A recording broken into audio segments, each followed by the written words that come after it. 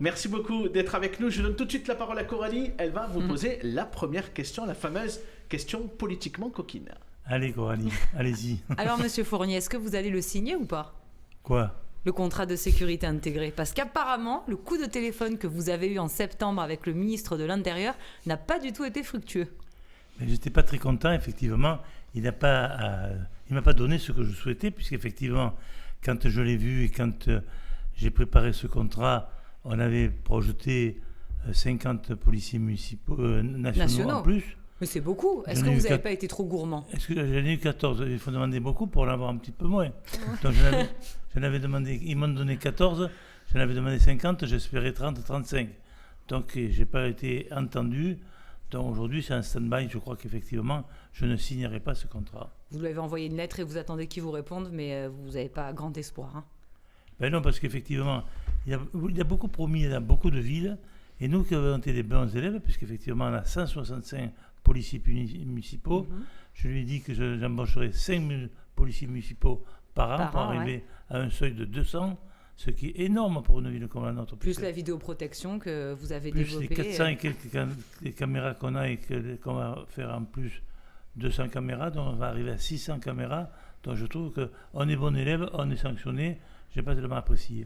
Alors pourquoi ne pas demander à Jean Castex ? Parce qu'apparemment le Premier ministre, il est particulièrement généreux, on va le voir dans le débat, mais il a été très généreux avec votre ami Christophe Révin, qui est président d'Alessaglo. Est-ce que vous allez faire peut-être appel à lui ? C'est votre ancien camarade, il était chez les LR avant d'être Premier ministre. Ben écoutez, moi j'aime bien Castex, parce qu'effectivement je l'ai reçu aussi, je lui ai parlé de ce problème, il m'avait dit qu'il allait s'en occuper, puis rien n'a été fait. Je crois qu'effectivement, entre les promesses qui sont faites et les actes, il y a quand même pas mal d'écart. Allez, on va passer un peu sur les dossiers Abdel. On va voir quels sont les grands projets en cours et surtout la philosophie que vous impulsez derrière. C'est votre dernier mandat, logiquement. Oui, ça n'a pas changé. Je le dis. On va passer en revue plusieurs projets. D'abord, vous avez demandé 10 millions d'euros à Nîmes Métropole pour le Palais des Congrès. C'est bien ça ? Oui, et je les ai obtenus d'ailleurs. C'est une bonne nouvelle. Donc, j'ai fait la même chose avec la présidence de la région et la présidente du département, en réclamant 10 millions. Donc j'attends un petit peu de... La SPR va se réunir pour annoncer les sommes qu'ils vont donner. Et je pense que Mme Delégat le suivra dans cette démarche. Ce projet devrait sortir de terre quand, pour nous le rappeler ? Alors là, on a commencé les fouilles pour 3-4 mois. Donc, après les fouilles, il y aura le démarrage des travaux d'ici 6 mois à peu près. 6 mois à peu près. Vous inaugurez le Palais des Congrès avant la fin de votre 4e et dernier mandat. Exactement, c'est ça, en 2026. Allez, alors sur la subvention de Nîmes Métropole, 10 millions d'euros, c'est beau, c'est ce que vous souhaitez. Vous allez les voter, ces fonds de concours, le nouveau règlement, le 2 novembre à Nîmes Métropole ? Écoutez, j'ai vu M. Proust pour en reparler avec lui. Donc on aura un peu plus de 10 millions, parce qu'il y aura 7,5 millions qui nous seront reversés pour d'autres chantiers. Donc, vous allez avoir 17,5 millions d'euros. Oui, exactement. Sur le mandat. Sur le mandat. Il était généreux, Franck Proust. Enfin, Nîmes que me compte dans cette agglomération. C'était pas pareil, c'est la plus grande ville, et puis c'est nous qui sommes le plus porteurs de financement aussi. Donc il est normal qu'on récupère quelque chose. Donc il faut y faire attention. Je ne suis pas certain d'être d'accord avec tout, donc je ne veux pas tout non plus monopoliser, mais enfin, il va y avoir sûrement quelques surprises. Mais vous allez voter ? En principe, oui. Et les autres maires, est-ce que ça ne va pas attirer leur jalousie ? Est-ce qu'il va rester assez d'argent pour les 38 autres communes de Nîmes Métropole ? Normalement, il y a 30 millions. 30 millions, il y en a pour tout le monde. Oui, mais si vous en prenez 17,5, ça fait beaucoup. C'est normal que la ville de Nîmes, qui n'a pas reçu grand-chose en 6 ans, donc récupère un petit peu d'argent. D'accord. Un autre gros projet dont Boris va nous parler. Oui, c'est évidemment le projet de nouveaux stades et de nouveaux quartiers porté par Agnès Saf. Et vous coportez la ville de Nîmes, le projet de Halles des Sports. La concertation s'est achevée mercredi. Alors il y a plusieurs points qui ont été soulignés dans le bilan oral fait par les garantes de la concertation. Le premier, c'est les transports. Est-ce que vous ne craignez pas qu'il y ait des problèmes de circulation et d'accès à ces nouvelles infrastructures ? Sûrement qu'il y aura des problèmes, parce qu'effectivement l'accès est déjà compliqué aujourd'hui, donc il y aura des problèmes. Mais ça sera réglé par Nîmes Métropole, puisque c'est eux qui ont la compétence transport, donc ils vont sûrement s'occuper de ça. Avec un nouveau tracé, peut-être ? Est-ce qu'il n'aurait pas fallu les consulter eux et également le département du Gard? C'est un petit peu ce qui a été regretté par la garante du débat. Alors bon, c'est vrai qu'on aurait pu consulter un petit peu le département aussi, parce que bon, moi, c'est pas moi qui me suis occupé de ça, mais enfin, c'est vrai que je pense que l'aglo fera en sorte pour bien réaliser quelque chose, quoi. Parce que bon, finalement, c'est quoi? Ça va être les jours de match qui aura peut-être un petit peu d'encombrement. Bon, l'encombrement, il y en a toujours sur ce secteur. Le pont qui va sur le quartier est toujours un petit peu encombré. Une question plus fondamentale. Des matchs, monsieur Fournier. Qu'est-ce que vous pensez du mécontentement de certains supporters, certaines personnes de la ville de Nîmes concernant le parking qui serait payant autour du nouveau stade? Laurent Boissier a dit que ça le désolait, justement. Écoutez, dans nos colonnes. Je comprends très bien que les gens sont un petit peu attentifs à ce qui va se passer, parce qu'effectivement, payer encore des stationnements, c'est peut-être un peu abusif. Donc je crois qu'on pourra revoir un petit peu la situation après. Ça vous a surpris quand Rani Assaf l'a annoncé mercredi? Un petit peu, oui. J'étais présent, donc c'était un petit peu quelque chose qui m'a surpris. Pour prolonger la discussion autour du nouveau projet, vous aviez pris l'engagement qu'il n'y aurait plus aujourd'hui d'élaboration de nouveaux territoires commerciaux sur la ville de Nîmes, au détriment du centre-ville. Est-ce que vous n'avez pas la crainte aujourd'hui que le projet qui est porté par Rani Assaf entraîne la création de nouveaux commerces, de nouvelles boutiques qui pourraient favoriser le déplacement des populations vers ce nouveau quartier? Alors, sur ça, il y a eu un engagement de sa part sur 5000 m² de superficie pour les commerces, notamment les restaurants, les hôtels, les choses comme ça, mais il n'y aura pas de commerce du quotidien, quoi. Hein. Il a dit... Vous lui faites confiance? On fera en sorte que ça se... Enfin, c'est signé, ça, je crois. Il n'y a pas d'extension de la zone commerciale, hein, c'est ça? Donc il n'aura pas le droit de créer d'autres types de grandes surfaces. Vous serez vigilant, en tout cas. Très vigilant, oui, c'est vrai. Pour parler rapidement, et puis on va bien évidemment avancer sur le sujet, mais on est obligé de vous poser la question parce que Laurent Boissier nous a accordé une interview cet après-midi, votre adjoint au sport à la ville de Nîmes. Il est allé assez fort contre Rani Assaf. Il est très inquiet sur la situation sportive du Nîmes Olympique. Il est très inquiet par l'ambiance négative autour du Nîmes Olympique. Est-ce que vous partagez ces inquiétudes, monsieur le maire? Tout à fait. Je crois que le fait d'entière confiance à Laurent Boissier, puisqu'effectivement c'est un adjoint qui fait son travail, qui travaille bien. Effectivement, on est un peu inquiet parce que ce qui se passe actuellement avec moins de 3000 spectateurs par match, c'est pas normal. C'est pas du tout normal. Donc je crois qu'on peut être inquiet, je crois. Et il a raison d'être inquiet et je partage avec lui cette inquiétude. La mairie n'avait pas les moyens d'imposer ses choix. On a entendu notamment Julien Plantier monter au créneau l'été dernier, quand l'annonce du renoncement de l'agrément de Rani Assaf pour le centre de formation a été publié dans nos colonnes. Derrière, ça n'a pas vraiment été suivi d'actes. C'était une erreur de s'emballer. Ça a été un choc, ça, parce qu'effectivement, s'il n'y a pas de formation, il n'y a plus de joueurs. Je crois qu'effectivement, on a été un petit peu très déçus de cette démarche.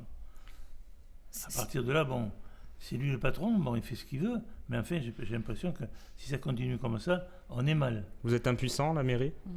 On est assez impuissant, oui.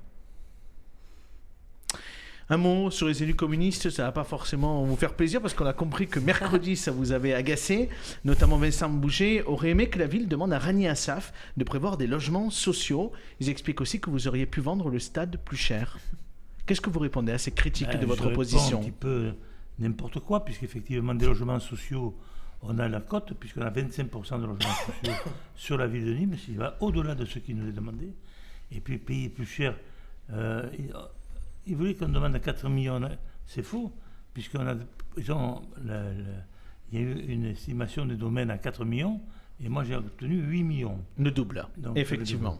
Mais c'est vrai que par rapport à ce que ça avait coûté, Rani Assaf est gagnant. La construction du stade, Boris, c'était à peu près 30 millions d'euros. La construction de quoi? Du stade à l'époque. Des Costières? C'était 30 millions, c'est vrai c'était 30 millions. Mais après, le stade a 30 ans. Le stade, il a 30 ans quand même. Voilà, vétusté. Il aurait peut-être fallu l'entretenir. Bon, c'est un vaste débat. Voilà. Mais... 30 ans, c'est énorme. Allez, on parle du parc Jacques Chirac parce qu'on arrive au bout de l'interview, Coralie. Vous avez encore pas mal de questions. Alors, rapidement. vous avez toujours des problèmes avec les héritiers de la famille Pichon pour acheter les anciennes pépinières. Quand est-ce que les Nîmois vont pouvoir aller dans ce nouveau parc?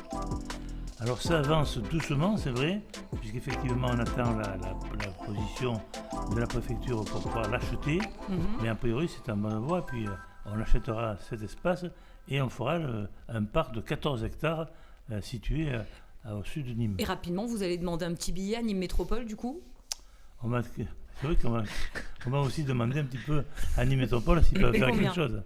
Ah ben, sur les 7,5 millions qui restent, je pense qu'ils arriveront à nous donner 2 millions, 2 ou 3. En dit un mot sur EDIS, le nouvel opérateur, Coralie ou Boris? Oui, à partir du 1er novembre, il devrait gérer les monuments romains. Qu'attendez-vous de ce nouveau gestionnaire? Mais j'attends qu'il nous propose des choses intéressantes. J'ai reçu le PDG de DIS pas plus tard qu'avant-hier.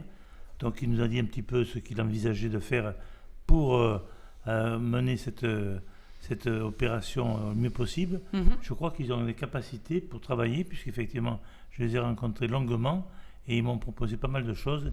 Je crois qu'on sera un petit peu surpris de ce qu'ils vont faire. L'actualité politique, Allez, on Coralie, démarre. locale et nationale. On va commencer localement, même si Eh ça a oui. un impact national, avec cette histoire autour d'Éric Zemmour. Voilà, vous avez démis de ses fonctions Marc Tollet de son poste d'adjoint, puisqu'il est devenu référent et fervent soutien d'Éric Zemmour. Quand vous voyez qu'il y a plus de 1200 personnes qui viennent voir Éric Zemmour à Nîmes, est-ce que vous regrettez Pas la du décision? tout. Je crois que dans la vie, il faut avoir une ligne de conduite politique. Il a dévié, donc je lui ai retiré ses délégations. Puis effectivement, il n'a pas été honnête dans ce domaine. Mais c'est pas nouveau. Aujourd'hui, vous pouvez pas me dire qu'il n'a pas été honnête. Vous connaissez bien Marc Tollet. Si vous l'avez placé, si vous l'avez présenté sur le canton de Nîmes 2, c'est que vous connaissiez un peu ses idées d'extrême droite. Oui, mais enfin, il a un petit peu dévié, il a franchi la ligne jaune, comme on dit. En Donc, affichant son soutien oui. clairement pour Ah Éric oui, oui. Zemmour. Je lui ai dit d'ailleurs, bon, c'est vrai que j'aime bien Marc Tollet, là, je l'aime un petit peu, mais franchement, il n'a pas été très très très bon. Un mot sur le congrès des Républicains, peut-être, Coralie? Oui, Avec qui- la venue de Michel Barnier, votre favori? C'est ça, il sera là le 18 novembre. Le congrès se tient le 4 décembre. C'est là où les militants, les Républicains vont choisir leur candidat pour la présidentielle.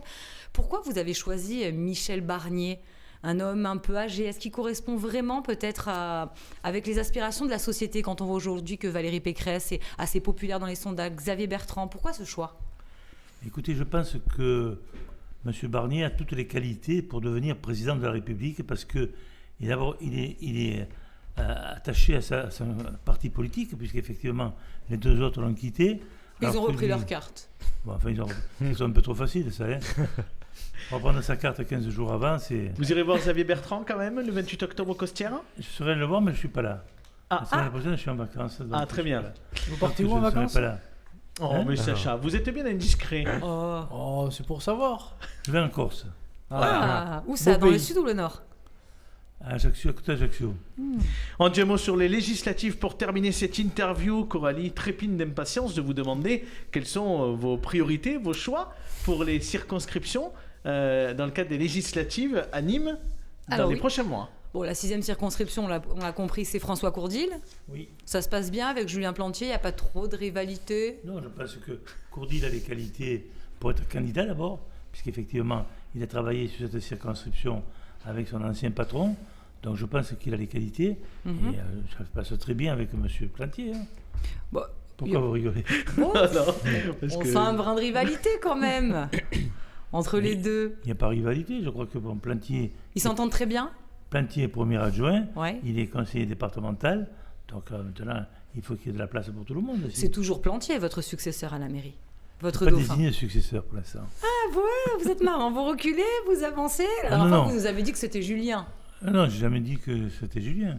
J'ai dit, je pense que Julien a toutes les capacités et toutes les qualités pour devenir mon successeur. Et Franck Proust. Mais Franck est déjà président de l'Aglo, donc il ne va pas être partout. Hein. Et est-ce que Franck Proust et Julien Plantier s'entendent bien par contre?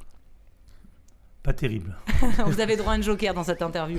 Une autre question, c'est sur la première circonscription, la circonscription de la députée Françoise Dumas En Marche. Qu'est-ce que vous allez mettre face à Françoise Dumas? Je rigole parce qu'Abel rigole. Je vais mettre une femme. Donc je consulte pas mal de mes élus Ouais. pour savoir qui pourrait y aller. Mais qui? Il faut Je pense quelle qualité? que la semaine prochaine, elle serait fixée, je pourrais vous le dire. Ah, mais est-ce que vous pensez vraiment gagner cette circonscription face à Dumas ou est-ce que vous mettez une candidature de témoignage pour qu'elle puisse conserver, pour que Françoise Dumas conserve son poste et puisse continuer de travailler pour la ville? Vous savez, la politique, c'est quelque chose de compliqué. Est-ce que M. Macron sera élu, éventuellement Mme Dumas, effectivement, en candidate de l'RM? Donc ça sera un peu compliqué quand même. Mais s'il est battu, ça ouvre toutes les portes. Hein. Vous en pensez quoi? Vous pensez qu'Emmanuel Macron va être réélu? Non, je pense qu'il sera battu. Par Michel Barnier? Oui. Bon, il faut qu'il soit choisi avec les LR. Et enfin, Boris a une question sur la deuxième circonscription, puisque c'est sa circonscription dans le Gard. C'est ma circonscription. Oui, exact. Puisque c'est la Camargue. Est-ce que vous poussez Eddy Valadier à se présenter sur cette circonscription? Écoutez, s'il veut y aller, moi je pense que c'est le bon candidat pour la droite. Quoi. Effectivement, Eddy Valadier a Vous avez fait la paix. Hein? Vous avez fait la paix. Oui, il a fait la paix. Il m'a appelé pour m'inviter à déjeuner, donc il n'y a pas de problème. Non, mais la paix est faite, quoi. Mais bon, je pense qu'il y a toutes les capacités pour gagner cette circonscription face à M. Maisonnet. Puisqu'il n'y a plus M. Oui. Il n'y a plus M. Collard. Ça va mieux à l'agglo en plus entre Eddy Valadier et Franck Proust. Oui, ça va bien. Oui. Merci. C'est vraiment Merci, très Coralie. people, hein. Je Très pense que people vous avez autour de ce obtenu plateau. les réponses à vos On questions. aurait peut-être une dernière question d'une Très personne rapidement, qui s'il vous regarde plaît. du coup notre live. Monsieur le maire, pourquoi avoir annoncé lors de votre réélection que ça serait le dernier mandat? Ma question en ce sens est pourquoi ne pas avoir laissé le flambeau? Mais écoutez, j'ai réfléchi d'abord pour me présenter, puisqu'effectivement, quand j'ai réfléchi à ça, j'ai regardé un petit peu qui est-ce qui pouvait y aller, et j'ai trouvé qu'il y avait beaucoup de candidats pour me succéder. Alors, beaucoup de candidats, j'ai dit, je vais y aller, et je réglerai le problème comme ça. Ouais, vous avez un peu créé aussi la division hein, pour vous imposer en tant que chef. Allez. Oh, le petit sourire. Quelle division? Entre vos différents adjoints, faut diviser pour régner. Non? Non. Vous êtes sûr? Merci beaucoup, Monsieur Fournier, Monsieur le maire, d'avoir Avec répondu plaisir, merci à vous. toutes nos questions.